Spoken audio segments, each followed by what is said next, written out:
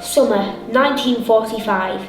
The Second World War is finally over, and Yossi, Leo and Mordecai are among 300 children who arrive in the English Lake District. Having survived the horror of the Nazi concentration camps, they finally reached a place of safety and peace, where they can hopefully begin to recover. But Yossi is haunted by thoughts of the loved ones he has lost and disturbed by terrible nightmares. As he waits desperately for the news of his missing father, he fears that Mordecai and Leo, the closest thing to family he has left, will move on without him. Will life by the beautiful shores of Lake Windermere be enough to bring hope back to all of their lives? This book is suitable for ages 9 and over. Hello, my name is Musa from the Novellas, and today I'm asking Mr Wroe about the book After the War from Auschwitz to Ambleside by Tom Palmer. Can you describe this book in 5 words? Stolen childhood, memories, new beginnings. What did you like about this book?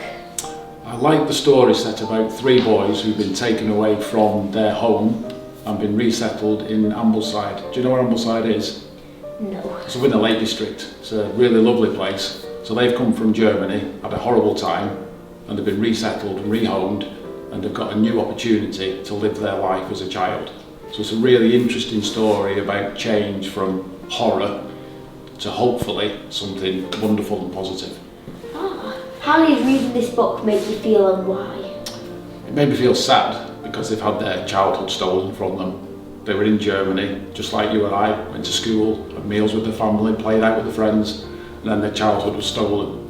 So that was really sad and really quite traumatic for them. But obviously, because they've moved now and someone's looking after them, they're hopeful for the future and they want to get their childhood back. So it's a really hopeful, uplifting story in the end, but it does have some tragedy in there. What do you think a young person will take away from this story and why?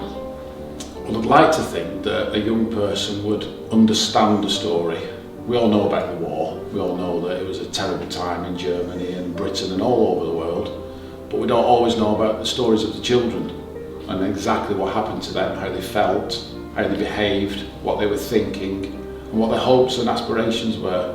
So I'd hope that if you read this book, you could relate to the children and think, yeah, maybe I would do something similar in that situation, and maybe I would be strong, and maybe I would look after my friends and still be a nice, well-rounded individual and not turn into someone nasty and horrible just because of the horrible things that have happened to me. So I hope that if you do read it, you'd enjoy it and you would take away a positive attitude from this story. Would you recommend this book, and if so, why? I'd definitely recommend this book. It's the second time I've read it. I've read quite a few of Tom Palmer's books, and particularly with Holocaust Memorial Day on the 27th of January, it's relevant at this time of year. It's always relevant, but particularly at this time of year. So I expect a rush on at the moment. Everybody wanted to borrow this in time for the Holocaust Memorial.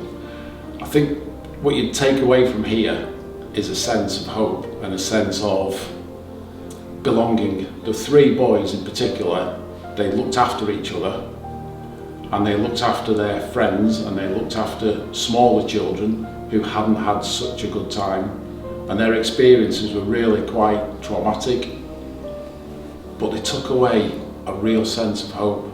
They wanted to be together, and I've actually got a friend whose father was one of those children.